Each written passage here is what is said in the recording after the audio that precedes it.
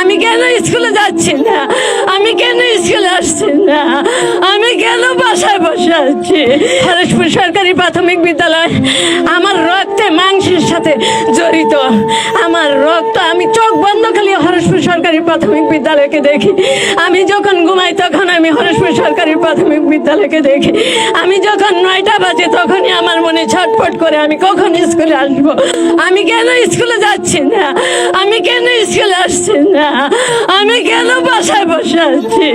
আমার অনেক কষ্ট, আমার দুঃখ। আমি দীর্ঘ 34 বছর যাবৎ হরেশপুর সরকারি প্রাথমিক বিদ্যালয়ে চাকরি করে আসছি। আমি এই স্কুলকে কখনো ভুলতে পারবো না, আর ভুলবো না। আমার লাগে সবাই দোয়া করবেন আমি যেন আর বাকি জীবনটা সুস্থভাবে থেকে পৃথিবী থেকে বিদায় নিতে পারি।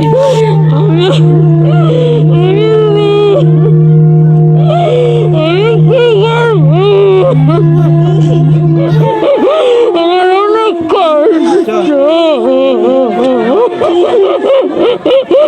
আমি কি করবো, আমি কি করবো, আমার অনেক কষ্ট, আমি কি করবো।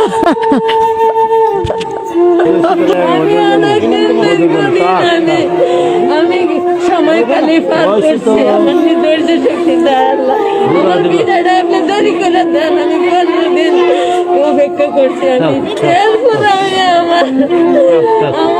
আমি আমাকে ঠিক রাখতে পারি না।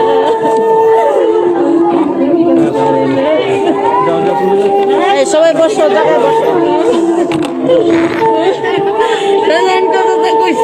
আজকের দিনে আমার মাফ করে দিও, আমি সবার কাছে ক্ষমা প্রার্থী, আমি আজকের দিনে সবার কাছে ক্ষমা প্রার্থী।